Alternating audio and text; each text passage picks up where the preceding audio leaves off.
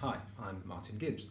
One of the many tools that we use when analysing business problems with clients is a thing called force field.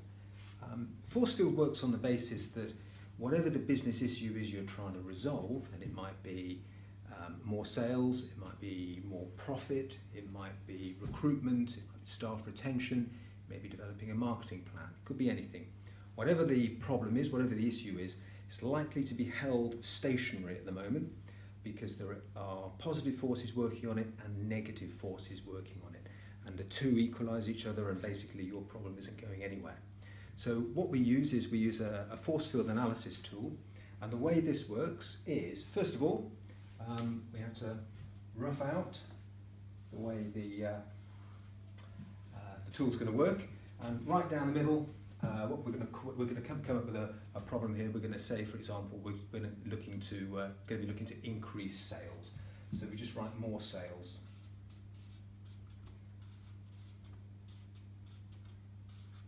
Right.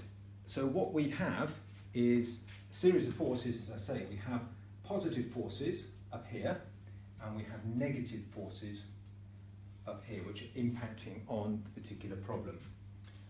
So we have a number of positive forces and a number of negative forces.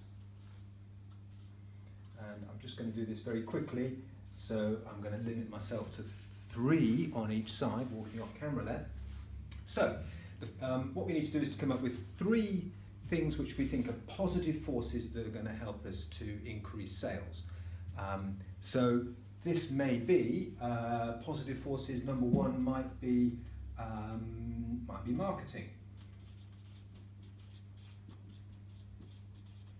We had better marketing resources, we'd be in a better position to sell our products. It may be that we actually need to have new products.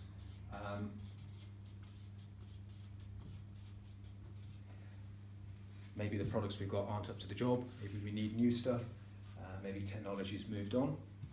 And let's say a third one might be that we could sell more if we got in a system and a process for training salespeople. So we have 3 positive forces.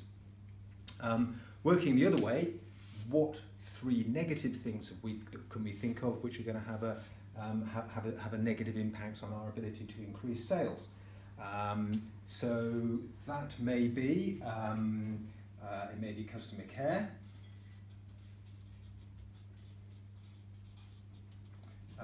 It may be quality control.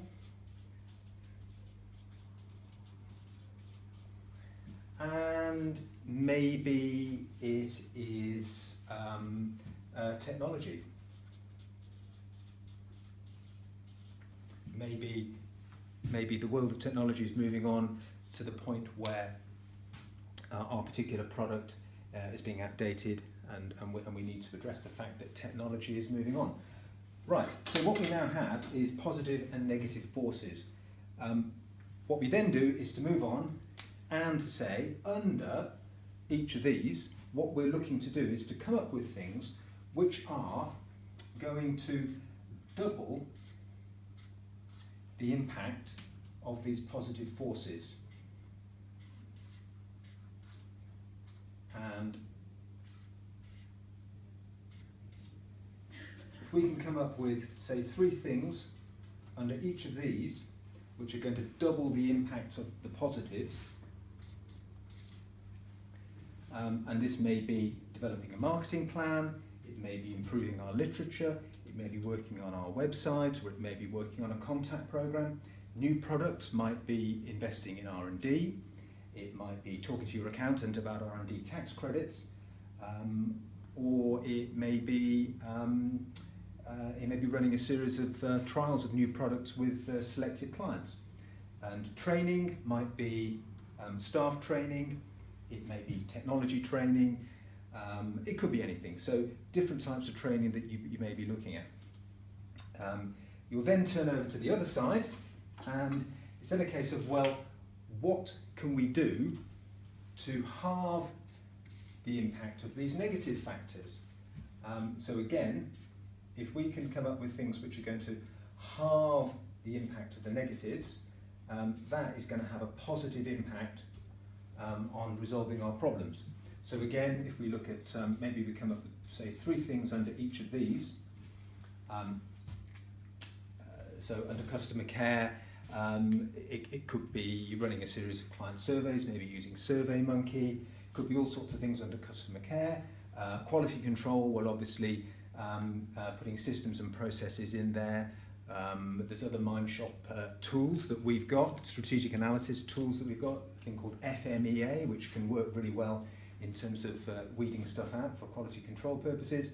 And technology. Technology is a risk, so it could be a program of investment, it could be a program of training, or just general education in terms of grasping what the new technology is. So what we now have is a whole series of things which are going to double the impact of the positive forces and things which are going to halve the impact of negative forces.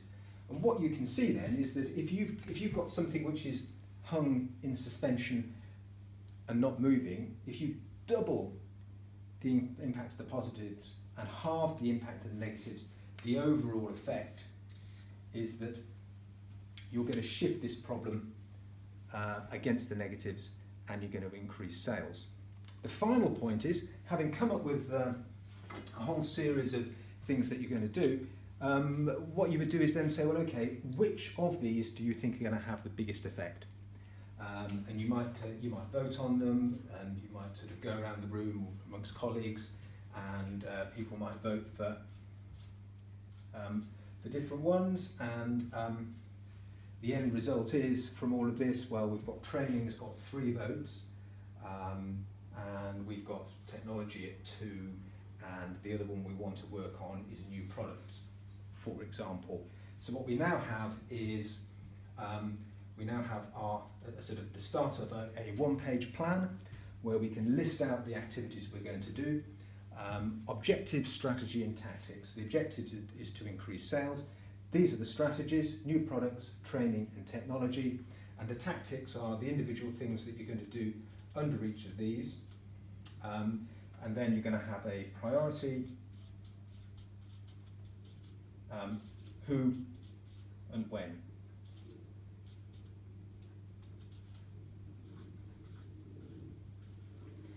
So, force field, doubling the positives, halving the negatives, shift the whole problem over to the right, work out which are the 3 things which are going to work to the best advantage in the shortest period of time, and then develop a little 1-page plan from those.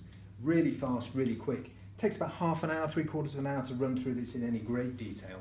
But as you can see, what you end up with is something which at least gives you step 1 in a process of improving and moving your business forward.